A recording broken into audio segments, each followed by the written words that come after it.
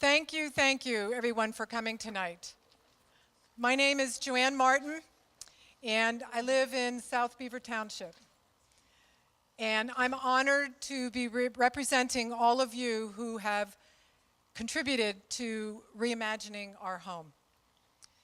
Before the fun, let me start with some formalities. And are there any people that want to be recognized here? I'm not the best person to, or if somebody just wants to mention that they're here, special leaders or anybody? Or everybody wants to be incognito, and that's fine too. But there are a few people. Do you know, somebody you want to mention Yeah. that's here? Yes, I'm with the League of Women Voters, and so we always recognize elected and community leaders. So I'd like to thank Mario Leone Jr., the borough manager of Monaca, for coming, and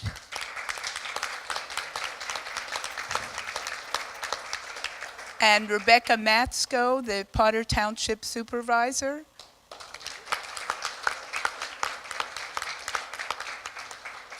And from Governor Wolf's office, the new director of Governor Wolf's Southwest PA office, Jessica Walls-Lavelle.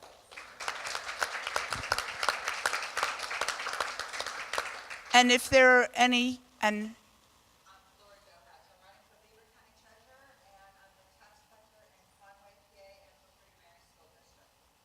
Great, thank you. Anybody else? All right, thanks very much. Thank you. Okay, we have several exciting speakers to hear from tonight, so I'm going to be rather brief, I guess. And we will have time for questions afterwards, but if we could wait until everybody has given their presentation, and then we'll have questions at the very end, that'd be appreciated. So yes, we are excited after many months of work to be sharing this report, which captures the great ideas of community residents. And the highlight of tonight is really not what we're offering in this report, but I'd like to just emphasize it's really to honor what all of the contributors brought forth in this project, their passion and their creative ideas for reimagining Beaver County. And this has truly been a grassroots effort. Heather is going to say a little bit more about the visioning process and how this came about. But briefly, great sustainable business ideas blended together with some research done by sustainability graduate students led to this report. And the idea coming out of the report of creating a green economy task force in Beaver County. This was a clear message from these contributors, these visionaries as I call them, that what they said and felt from all these sessions was that a green economy is the path to diverse, equitable, and sustainable community and economic development. Clean energy initiatives are beginning to dominate planning strategies around the world, certainly here in this country.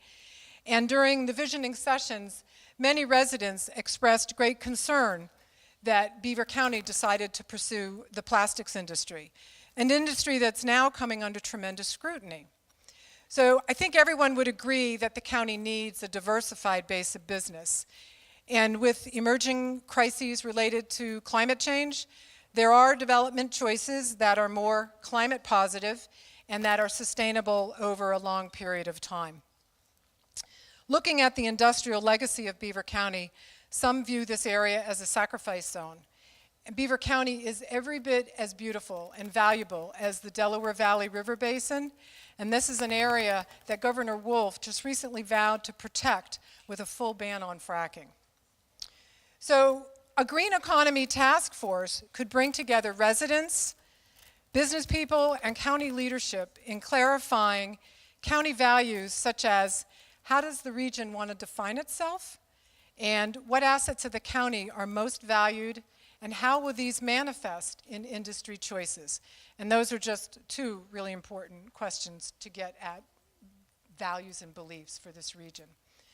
This report asks for a greener lens on this region and to reimagine a better future, one that reflects a stronger emphasis on the environment and provides much needed jobs. And in addition to our neighbor, and I don't know if Lou Hantrick is here tonight, he couldn't come, okay. He represents ReImagine Butler County. And I recently learned that that this strategy that we put in force here is being replicated as a model for some other areas around the country, including ReImagine Appalachia and a group in Louisiana that are calling themselves ReImagine Louisiana. So feels like there's something maybe rolling here that's kind of cool. So just finally, what I would say is if we set goals and objectives for a green economy and put our resources in this direction, the natural evolution of business development is that benefits will flow to our communities. Jobs will be created, and the environment will be central in all this planning, and the county's future will be more resilient. So creating a Beaver County Green Economy Task Force can set this in motion. So thank you. I'm going to pass to Heather, who's going to talk a little bit about the visioning process and introduce you to the work more deeply. Thank you, Joanne.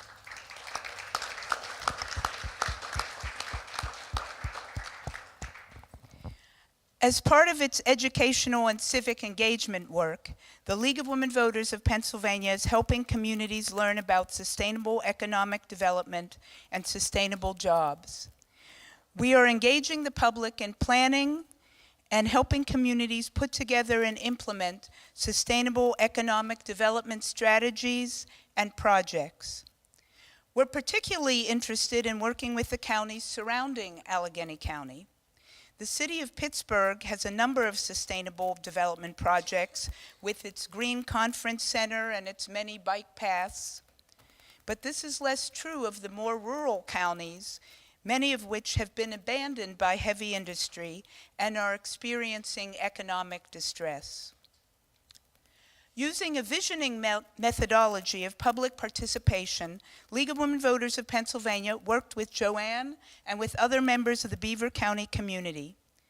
ReImagine Beaver County launched with a public visioning session held at First Presbyterian on March 6, 2017.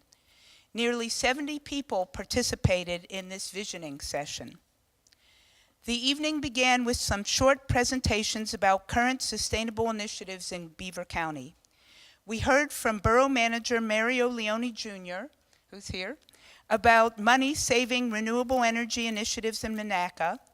We heard about solar installations, about Beaver County municipalities working to be certified as sustainable, about sustainable agriculture, and about the Blue-Green Alliance bringing together labor and sustainability. Then people had small group discussions around their tables, and each table had a blank map of Beaver County. And there's some on the table tonight. You can add your own ideas. But people were asked, what types of sustainable development would you like to see in Beaver County? And they wrote down their ideas on Post-its and stuck them on the maps. People were very engaged. There was happiness in the room. There was lots of enthusiasm as each table reported out its ideas. And in the ReImagine Beaver County report, and they're on that table with the League of Women Voters banner there, so please take one tonight, and we can also make it available to you digitally or to your friends or others that you'd like to see.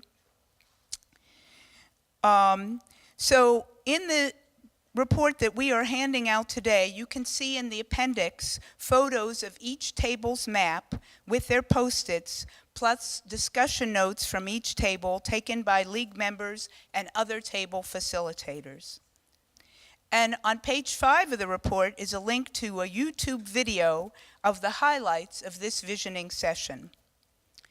An analysis of the notes from the night yielded 4 different focus areas: energy innovation, green chemistry and manufacturing, sustainable agriculture, and riverfront recreation and tourism. In the ReImagine Beaver County report, you can see a suggestion for a catalytic project for each of these 4 areas. For energy innovation, on page 7, there is a solar park and ride. which is a nod to the need expressed in the visioning session for better connections to mass transit in Beaver County, between towns and to get to Pittsburgh. For green chemistry and manufacturing, on page 9, you can see a rendering of an eco-industrial park. And these could be located on brownfields in Midland, Monaca, and Aliquippa, for example. Now, one of the things that participants were brainstorming about that night was how to keep the young people in Beaver County, not to have them all leave. How do you keep them here? And one of the things they came up with was looking at young people who want to be farmers, like the farming population is aging and it needs to be replaced. And so one of the catalytic projects is to have farmer training programs that bring together the high schools, colleges, farmers, and youth. And farming product incubators and industrial kitchens can provide young people with entrepreneurial training and experience. And for riverfront development, page 13 shows a restoration of Logstown Run in Aliquippa. This would alleviate stormwater management issues and reconnect Aliquippa to the natural hydrologic system. Volunteers could help with plantings and stream bed restoration. Add in a floating kayak launch or an elevated bike path and create an attraction for ecotourism. So we've seen how diverse the strategies. It's not all just windmills and solar arrays, although those are very important, and we're going to celebrate solar later during our solar happy hour. But it's really a diversity, a big wealth of ideas, and these can really make things positive for communities economically, not only to be sustainable environmentally, but to be sustainable economically as well. And I was reading last night, and I saw that actually the state of Washington State, which is following climate-conscious strategies, is the state with the highest rate of GDP growth in the country. So it can be a winner to do this. Thanks. Thank you, Heather.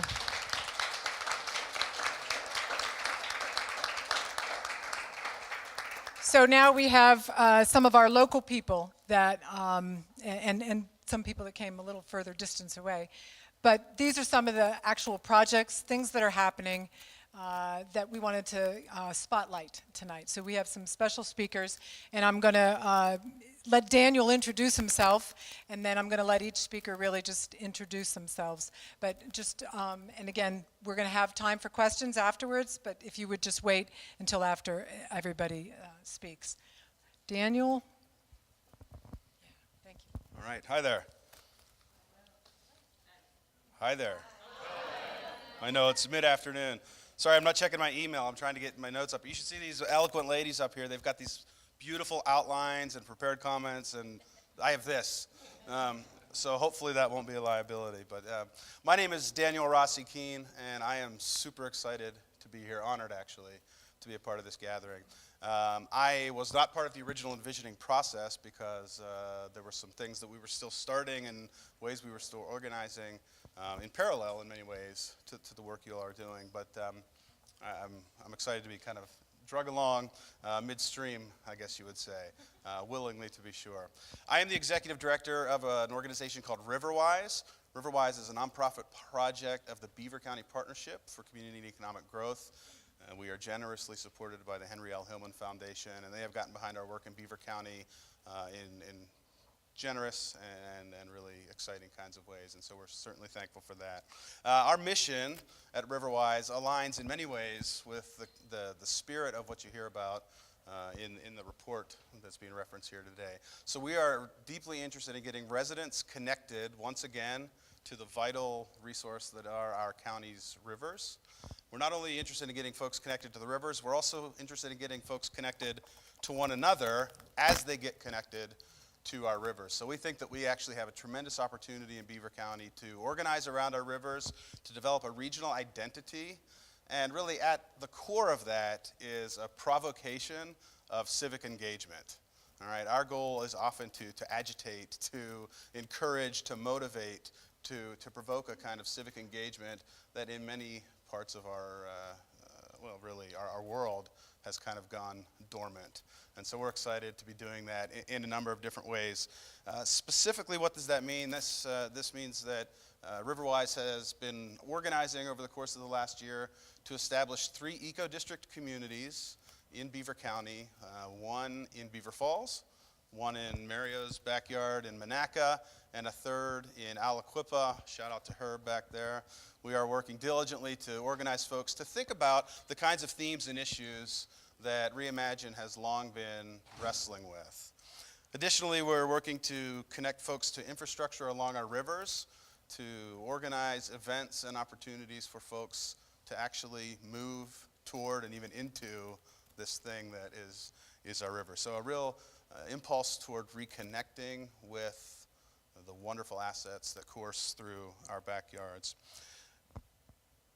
I'd like you just to step back and remind yourself what you're hearing here today. And this is a nod to the great work you all are doing. We're talking about eco parks and green infrastructure and green chemistry. This is a dreaming process, right? I mean, I love the impulse towards reimagination.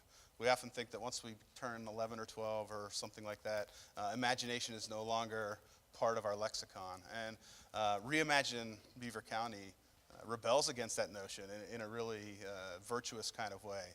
Imagination, reimagination is part of the human spirit. It's a part of what we're called to do as citizens who inhabit space together, who live together, who have responsibility for one another. There's a stewardship motif in that call to reimagination. And I'm so excited to be a part of that story with you all. We say at Riverwise that our call is to dream, to learn, and to collaborate. To dream, to learn, and to collaborate. And I think this document that you all have put together today is a demonstration piece for what dreaming can look like as we come together as a region. So thank you for honoring Riverwise and asking us to be a part of this. We look forward to partnering more and more, and I would exhort all of you to get behind the exciting things that are happening through this initiative. Thanks.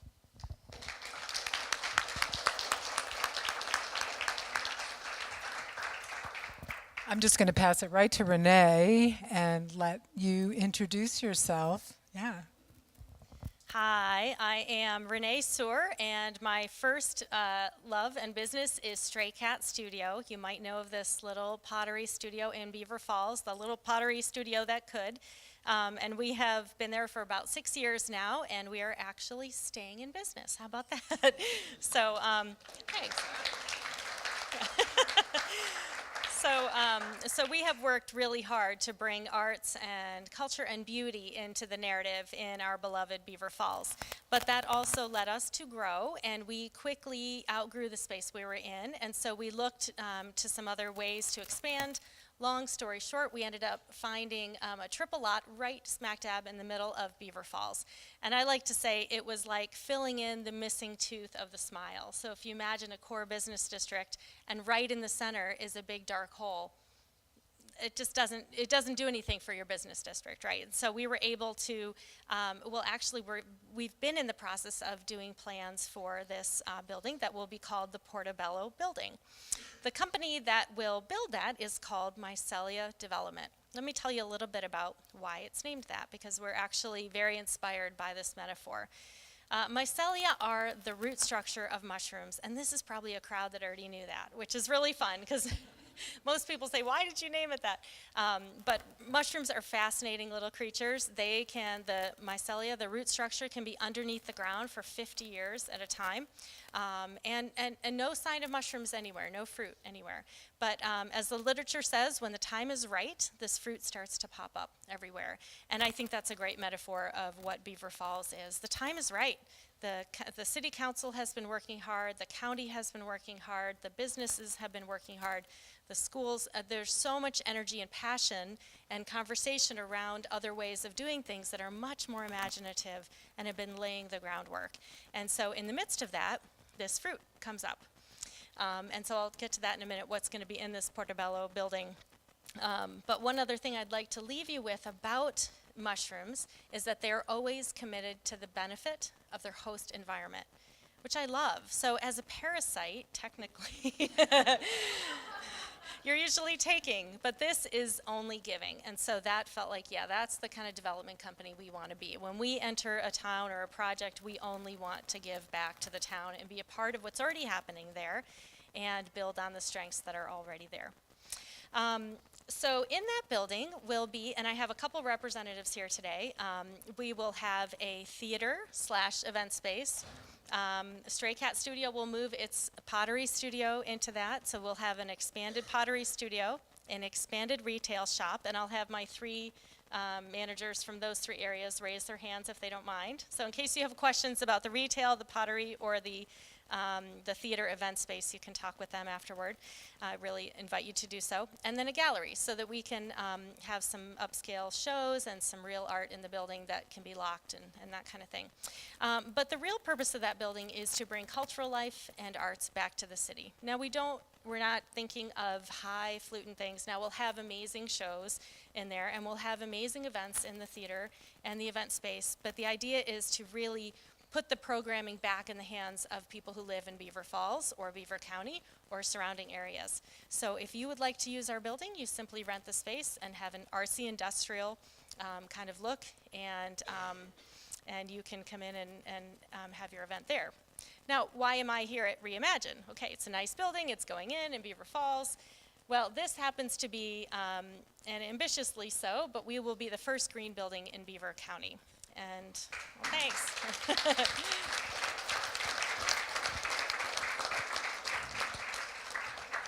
We've been really excited about this for a long time. I can't tell you, that just feels really good to have you actually applaud that, because it's been very hard to get people to understand what that means. It's a really big win for the county. It's a really big win for Beaver Falls, because we will finally have a showpiece of why buildings matter, why structures matter, why air quality inside and outside matters, why stormwater collection matters. So I don't have much more time, but I'm going to leave you with a couple things. Oh, timeline, I'll just tell you about this. We will break ground, so we're in the design phase right now. If you know anything about the architectural phases, we are in design development, and that means we're heavy into designing what products we'll be using that are all green products, how we do stormwater runoff, what kind of HVAC systems we put in there that are energy conservation oriented, how we reclaim the heat from those kilns, can we use that storm water to wash the floors of our pottery studio, all kinds of really interesting things that'll be happening.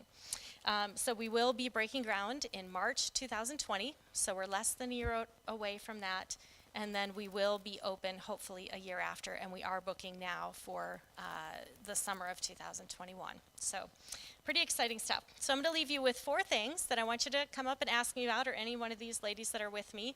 And Clark, too, I didn't introduce you. My project manager is in the flowered shirt in the back. She's the one who keeps the ship afloat for the actual building. It's pretty amazing.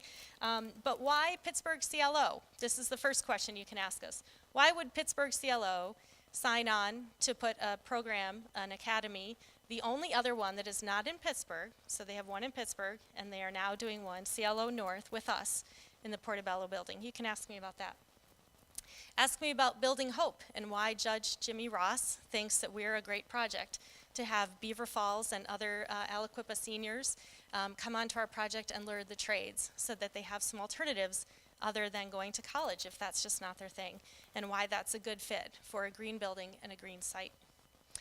Ask me about our field trips. Ask me about why we're going to parade tons and tons of little people through our building and into our pottery studio and into our cafe for lunch, and why we're going to talk to them about all the good things that can happen when you think green, and why college students are going to be interested in touring our building, and Geneva students who are right up the road can use that as an engineering project and opportunities to learn about things that they really only can see in their textbooks or online right now, but we'll have living examples. You can ask me about that.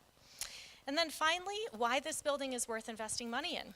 I think it's a great opportunity to put your name on something, to put your mark on something for the future. We would really like to make this building a wow kind of experience, so that when people do come through, they don't just understand that the air quality and the water is better, but that they can see a green roof, that they can experience all these things that just take a little bit more money in the upstart. So we are very open to talking with investors and contributors. So thank you so much again to the great work of ReImagine. This is not our first meeting. My husband and I kind of sat in the back and helped put some of those sticky notes on, so we're really excited about the work you're doing. This is great stuff, so thank you so much.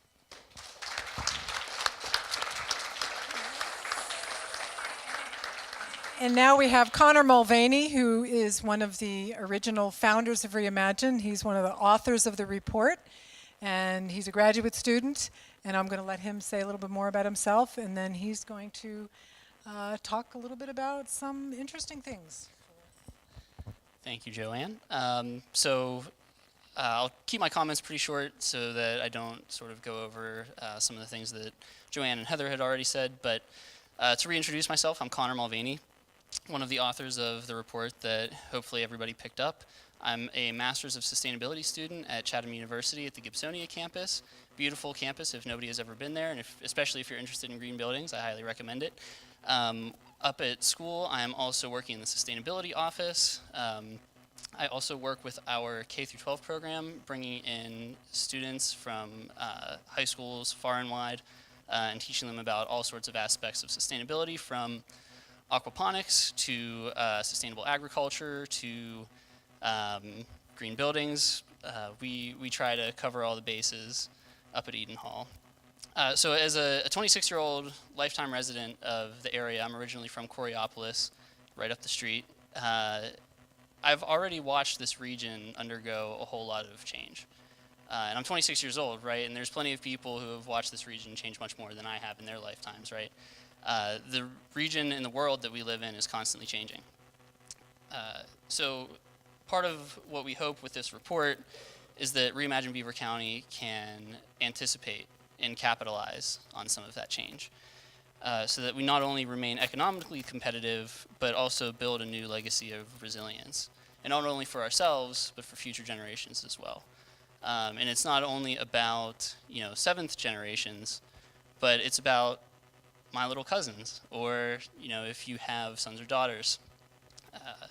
Future generations will benefit from us thinking about them now.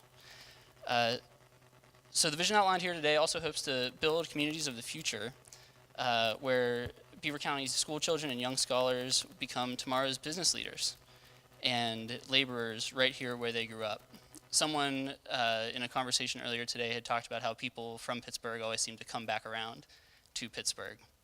And that's true, especially now that our region is experiencing so much new growth. But what if we could close that gap? What if people don't have to leave? What can our communities look like when we don't have to, bleed ourselves of our young people every few years for them to only come back? How much stronger can we be? But here and now, we have to lay a foundation of opportunity for those coming generations and do our best to ensure an environment that's responsive to all the needs of our communities and those that live in it.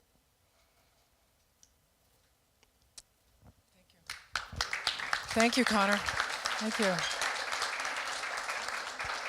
So Sharon Pillar is going to talk to us kind of about the practical aspects. And I'll let you go into that detail. But thank you, Sharon. Thank you, Joanne. Well, I'm just wowed to be here, and I've been sitting on the sidelines watching what you're all doing and excited to hear the results of it. Thank you for what you're doing. It's really important in the whole scheme of things. As Joanne said, I'm Sharon Pillar. I wear multiple hats. I'm a clean energy consultant, but I work mostly with nonprofit organizations in the public policy space. But I'm also starting the Pennsylvania Solar Center to help primarily nonprofits and businesses go solar and provide resources across our state for solar energy. Obviously, I think solar is a little symbolic, and you're having the solar celebration, which is great. And the thing that I love about solar, that it, to me, symbolizes really what you're doing in essence here. There's this hope for moving into this clean energy economy, which means we're talking about our communities and how we're just that's reimagining itself, a whole new energy economy that is really relatively new in the last 10 years. So it's providing that, it's looking at health of communities, but it's also really, this is economic development driven in a big way. So I love to talk about solar, and Henry does too, and he's going to follow me up, so I won't do too much of that. But I do want to point out that's the biggest myth we hear is that solar doesn't work in cloudy western Pennsylvania, right? But that is absolutely not true. We know it's not true. We can produce as much energy on a house here in western Pennsylvania as you can in Arizona just by adding a couple more solar collectors. That's what they're doing, collecting all those photons, and we can produce as much energy here. So Pennsylvania, in your mind, just guess how many solar systems we might have in our state. I'll just let you do that in your mind. You don't have to shout it out. But if you said 25,000, that's how many solar systems we have in Pennsylvania right now as of today. I just checked. In Beaver County, we have almost 300 systems right here in this county. And Beaver County has the largest solar system, ground-mount system in western Pennsylvania. And I know a lot of you might have seen it right up the road at Eaton Corporation. So I just want to compare, but it sounds like we have a lot, 25,000, but this economy, clean energy economy, is growing so fast that we are really falling behind in Pennsylvania. So we have an opportunity to catch up, and in that's where the economic development opportunities lie. So we look at Pennsylvania that has a goal of 0.5% of solar by 2021.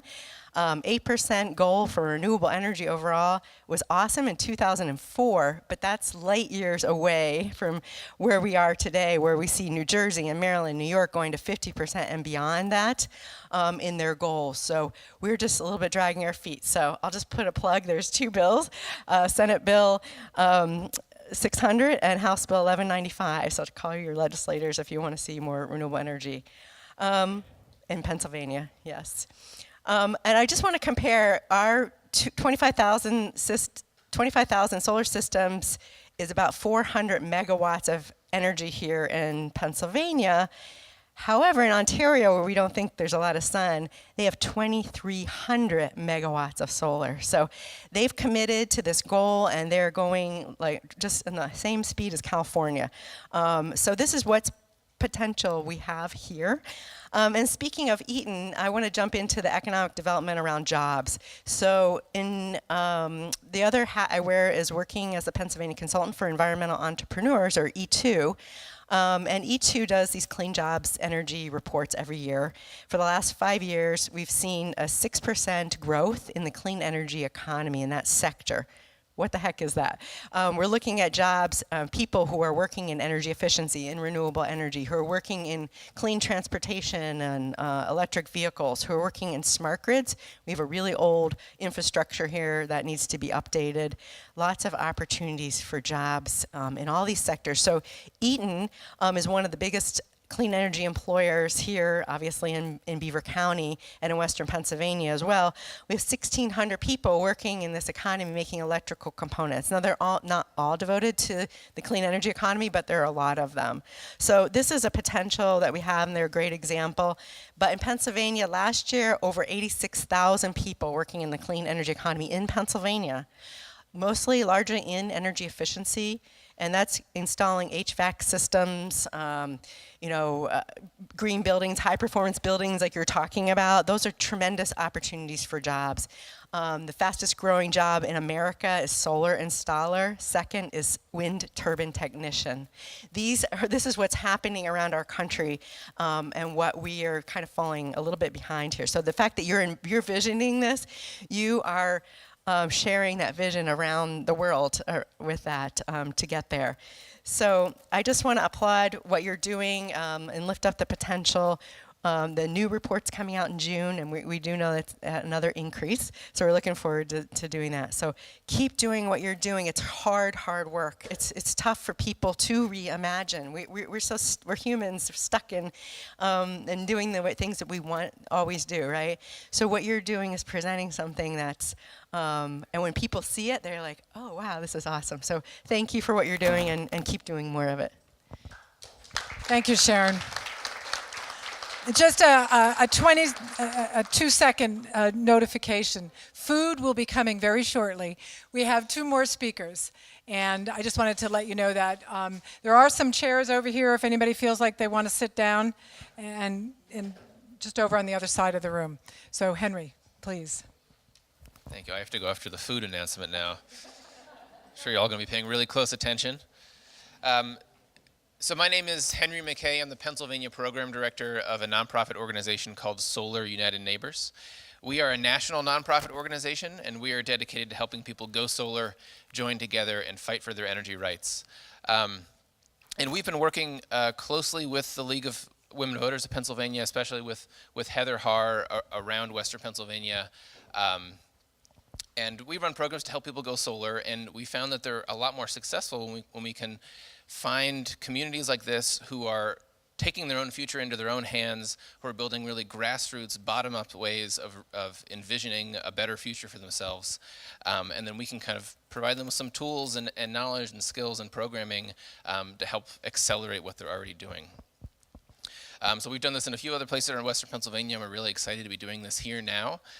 So this spring, with the help of the League of Women Voters of Pennsylvania, with Riverwise, Marcellus Outreach Butler, ReImagine, Butler County, and the Slippery Rock University Sustainable Enterprise Accelerator, 29 residents from across Beaver and Butler counties have formed what we're calling the Beaver Butler Solar Co-op. Going solar is one of the most powerful ways that a homeowner or a small business can take control of their energy. In the traditional energy system, it's really profit-seeking utilities who decide how energy is generated, where it is generated, and who benefits from it. But just like these ReImagine initiatives are taking this community planning process that traditionally happened under the control of a small number of people, not very representative number of people, not accessible to the public, the kind of smoky backroom community planning model, rooftop solar can turn that whole paradigm on its head. So when you go solar, that lets you generate clean, affordable electricity on your property, support green jobs, and you're the one that controls how energy is generated, where it's generated, and crucially, who benefits from it. Solar owners enjoy substantial financial savings from their investment as well. This is an increasingly mainstream technology. It's not just people with a lot of money who are doing this purely out of environmental goodwill. It is now people who are doing it because they see it as a good investment. It's a good way to add value to their home. It's a good way to lower their electricity costs and see a financial return over time. In Western Pennsylvania today, a small residential solar installation can generate electricity that is significantly cheaper than what utilities are charging most of their customers. So we have already passed that point of price parity, of grid parity, where solar is now the affordable form of electricity. But given ever-evolving solar technology, available incentives, and complicated energy policies, going solar can still be a daunting task for your typical homeowner. And this is why the Beaver Butler Solar Co-op provides unbiased, nonprofit guidance every step of the way so that members can go solar with confidence and clarity. The co-op also leverages the members' collective buying power to help them select a solar installer and earn a discounted price on an installation through a competitive and open bidding process. Co-op members will actually be meeting this coming Tuesday to review bids and select a solar installer who's going to service the entire co-op and offer a group rate to the entire co-op. So if you are a resident of Beaver or Butler counties and you're curious about going solar, we invite you to join us for the final public info session that's going to be this Thursday, June 6th at 7 p.m. at the Adams Ridge Clubhouse over in Mars. You can also visit us online at solarunitedneighbors.org/beaver-butler to learn more. And I'm also going to have some flyers for this event on June 6th if you're interested in attending out here somewhere. But thank you very much.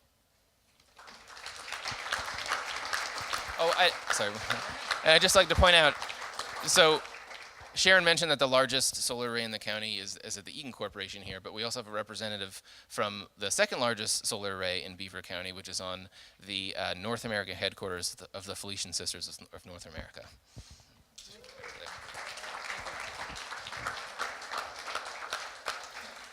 Now, I am certainly in between you and food, so I'm standing back here where it's safer. My name is Sister Jean Slawinski. I'm the Provincial Sustainability Coordinator for the Felician Sisters of North America, and that covers the United States and Canada. We're in Ontario area, and we're up in the Northwest Territories. In September of 2017, we completed a 2-megawatt solar array project on 6 sites in 5 states, one of which is in Beaver Falls here. That is a 308 kilowatt system.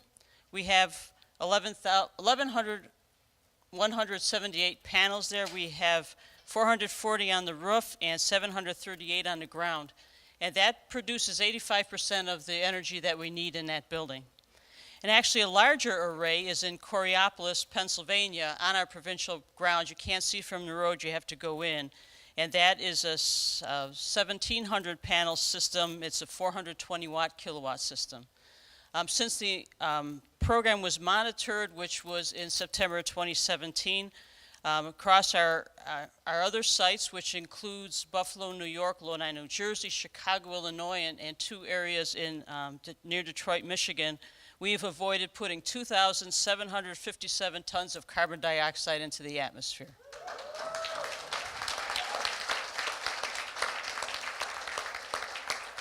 And this is my second time in Pennsylvania this month, and I will tell you, you're warmer down here than you are in Buffalo, New York.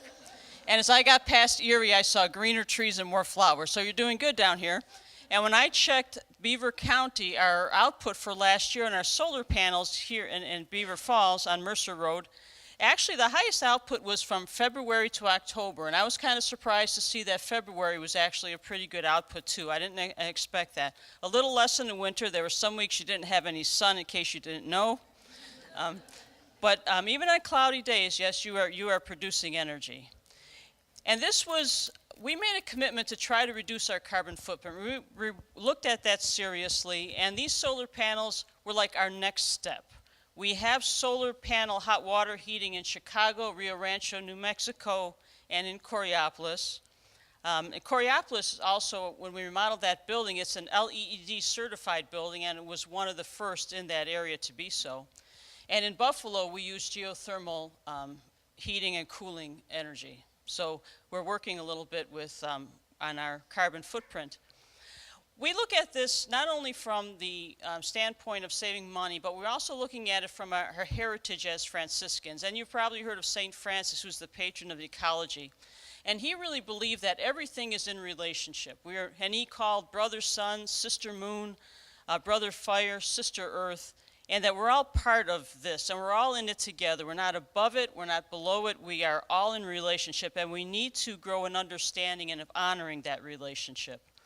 So we're looking at this not only for a financial standpoint, but in a renewable energy standpoint, but also as our moral obligation. And in 2015, Pope Francis wrote the encyclical on Care for a Common Home. If you haven't read it yet, it's not a hard read. It's a great encyclical. It's very well written. It sort of strengthened our resolve. We began our project in 2014, actually. It strengthened our resolve to do it. And one of the things that he does say is that the time to act is now. We can't keep talking. We have to start acting. And that's what's so great about ReImagine Beaver and what's going on in these 2 counties, because it is action. And I congratulate you for that, and we're glad to be a part of it. Thank you. Thank you. So before the food, you actually have to wait a little longer. We wanted to make some space and time for anybody that might have any questions. So we're gonna start here, and then somebody wanna, I'm gonna pass this microphone. Do we need to do that? Yeah, okay. Maybe just say your name and where you're from. Yeah. Thanks. Hi, I'm Clark. I'm from Grand Rapids, Michigan, but I went to college in Pittsburgh. So glad to be here. So I'm working with Renee on the building. But my question is in regards to what I love about this gathering is the reimagining. I think it starts with asking questions. But I have found that as I'm asking questions on behalf of the building, people have never heard some of these questions before. When I call Duquesne Light and I just try to say, can you tell me where your power is coming from? Is the power that's coming into Beaver Falls, is that being produced at the nuclear power plant? Where is that being produced? That's proprietary information. Who is this? Why are you calling? What is going on? When we ask questions about stormwater management and sewers and combined sewers, there's a lot of power in asking questions, doing it in the right way. So to the panel, I think that what you're trying to do at the heart is you're asking some questions. And I just wanted to maybe hear some feedback from anyone about tips, because we are trying to make a change. And I think asking questions is a powerful way to do it, but you can hit roadblocks pretty quickly.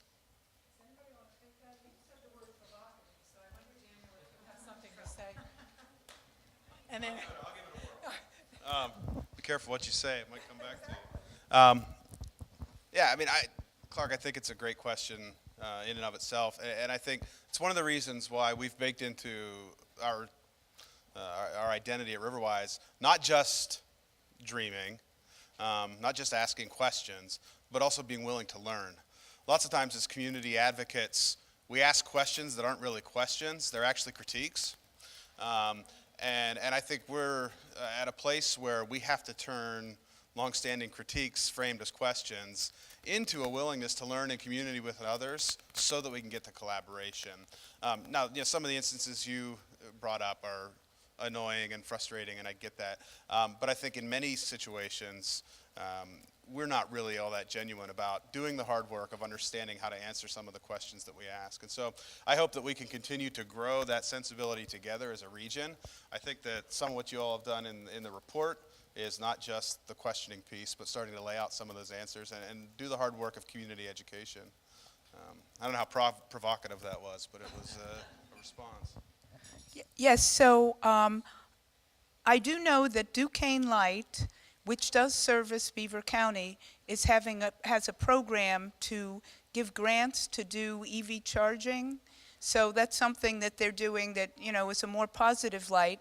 And then to answer quickly your question, Greg, is this something you can talk to about like where the power comes from? Okay. Greg and Willer with Soul Ridge, they're one of the exhibitors tonight. They're consultants that deal with power.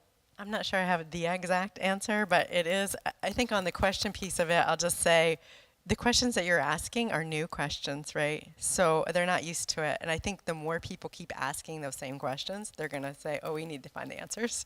So that's kind of new. You're embarking in a new place and just appreciating that these people are also going through this change. You're just ahead of them. But on the power piece, it's a little tricky because the power plant is so close to you. The electrons mostly are probably coming from the closest power source. But we're in a grid called PJM grid, which is 13 states and DC. So the power gets dumped into the grid, and then those electrons go everywhere. So even if you're producing solar on your house, you're putting it into the grid. Now those electrons are probably going to your next door neighbor if you're not using them. So it's not an easy question to answer. So I'll just say that. Thank you. This gentleman right here. My name is Roger Thomas. I'm from Ambridge, Pennsylvania, and I'm the chairman of the Conference of Consumer Organizations, which spans across 23 states. We were commissioned in August of 2011 by the Beaver County Commissioners to do a study on solar power. We brought in a study and looked at the Beaver County Jail, which covers 3 acres of unconditionally flat white roof next to the river. And by the time we made our report, we identified that if we covered that with a solar collector, we could eliminate the $28,000 a month that the jail pays to Duquesne Light. And instead, we could turn it around from a zero balance to a positive output, and we could generate as much power as Mansfield. We also went over to Boone Township, where they have a solid waste disposal plant. We looked at the 3 roofs that they have to offer, and we could zero balance that entire operation with 3 sets of panels, 12 panels each on each of 3 roofs. We could zero balance it. That study was tabled. The payoff was going to be in less than 6 years, and we would then be producing. That was in 2011. We're now in looking at 2020. I'm sorry, ma'am, I didn't hear the question. And if you ask it again, I will still not hear the question. I was then invited again to do the same thing, and I turned in a similar report. I made it in 2016 and handed it over to the Beaver County executive. I don't remember his name. And that also got tabled. 3 acres of solid panels, creates as much as Mansfield. I put a solar collector on my roof.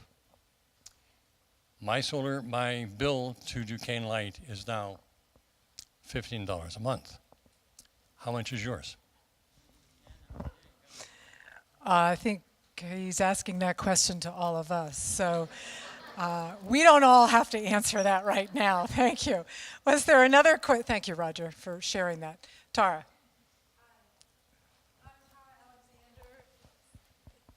I'm Tara Alexander, and my question is for Joanne.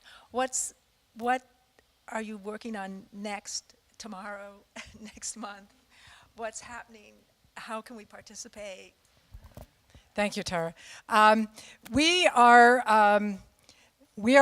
at a stage right now where we're looking at what specific projects we can support as a group.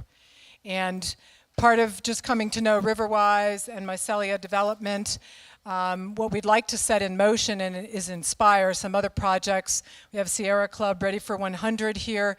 So what I feel like our role right now is we're at this hub of a lot of different things that are happening to support each other and just kind of mobilize things going forward.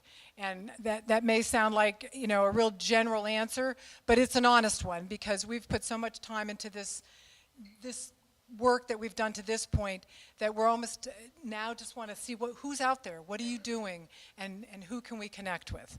So stay tuned, Tara, and thank you for being available to offer support. If I appreciate that. Your name, I know you, and I know your name, Alyssa. So I just learned something from that man in the purple shirt, and maybe if you ask him, he'll remember his name. I learned just now, I think, everybody has to tell me if this is really true, that we could actually produce all the energy that we need if we all tomorrow had solar panels on all the rooftops, say, in southwestern Pennsylvania. All right, I'm going to answer the question. I want you to take the time. Do I actually need a mic? Yeah. I want you to take the time to go to the county office and talk to Tony Amadeo. And I want you to ask Tony whether or not it would be a good idea to put solar collectors on top of the Beaver County Jail. When you're finished with that, I want you to go and ask the same question to Sandy Yeagley. What I need you to do is think positively. Just let your mind spin. If I can generate that much power on that roof, what would happen if every county building had a solar collector on it? Just let your mind spin. What would happen to your tax base? $20,000 a month for utilities in the jail in 2011. Zero balance that and start outputting as much as I have at Mansfield. Contact your commissioners. I've gone ahead and named them. Contact your commissioners. Find out what's happening. Thank you. Okay, why don't we just take one more question? There's a giant bug there. Marcia? And then everybody looks really hungry. Or is that just like me projecting because I'm really hungry? Hi, this is really just a comment because there's another really important bill that's in committee right now. It's a community solar bill, 531. So 531, community solar. House Bill 531, yeah. And we met with Matsy this morning, Citizens Protect the Amherst Reservoir, which is where I'm from. And we met with Representative Matsy this morning, Democrat in Ambridge. And this is in committee right now, but it has to be moved.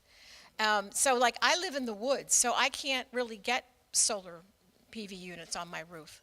But a community solar bill would allow a standalone array, and then neighbors can tap right into it. And that's what we need, and right now it's illegal in Pennsylvania. You can't do that. So it's HB 531. I think Greg wants to add something. Yeah. Yeah, I just want to stress the importance that was just brought up about supporting a community solar bill. Sharon talked about new legislation that's been introduced to expand our requirements in the state for solar energy. It really, really is important to reach out to our local representatives to urge them to support the adoption and the growth of solar energy. We're not quite there where we can put solar, accomplish everyone putting solar on our individual rooftops and accomplishing getting a total 100% clean energy society. It might have to be on the ground somewhere else. Our rooftops might not be able to accommodate everything. So community solar legislation is great with the other bills that are being introduced. Well,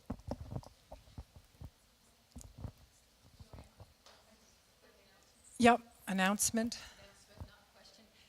Sorry to stand between you and the food again, but Saturday, if anybody wants to know about this, there is an environmental health project program that's going to be held at CCBC. It is free for health professionals. Please spread the word. The title is From Wellhead to Ethane Cracker, Shale Gas, Petrochemicals, and Health. Also, I work for Clean Air Council part-time, and we desperately need leaders in Beaver County for what are called neighbors groups for clean air in southwestern Pennsylvania. If you lead a group like this, you take your group of maybe 10 people or maybe 6 through 9 months of a curriculum that is prepared. You meet 2 hours a month with your group, and it is informational, and you get to meet neighbors and friends or get to know them better, perhaps through these groups. If anyone is interested in that, would you just, and I think this is okay with Nora, put an asterisk by your name on the registration list, and I will talk to you later or email you. Thank you. Okay, Heather is going to conclude for us. Well, I want to thank everyone for coming out tonight and for all of you who did participate in the generation of ideas for this process. Please take a report. Please stay in touch. It's ReImagine Beaver County at gmail.com. Stay in touch with us. Share your ideas, what you'd like to see happen, and ReImagine Beaver County will be working on helping with specific projects and trying to advance the general agenda forward. So please do, you came out tonight, please continue to be a part of this, and the things you can imagine can come to pass. Also, we can have food. And you'll find in the back is iced tea and lemonade and water, and then also wine and beer. And the performance by Madison Hertwig, who is daughter of one of the Clarks and will be entertaining tonight. And please, we have exhibitors here. We have Greg and Will from Soulbridge will be at a table. We have the Climate Reality Project. Sharon Pillar will talk to her about the PA Solar Center. And Sister Jean, it's so great that we have a solar convent here. What a unique, it's so great. And so please talk with Sister Jean and enjoy the solar happy hour. Be happy. Yeah. Oh, and Lou Hancherik is here. Yeah, from ReImagine Butler. This is great. So Lou was inspired by attending to really be the force to create ReImagine Butler County. And Lou, do you want to announce the 2 upcoming events, or should I? Okay. So on next Thursday, we can keep you busy 3 Thursdays in a row. Next Thursday is the managing strategic management of energy. It's Greg and Will are organizing this, but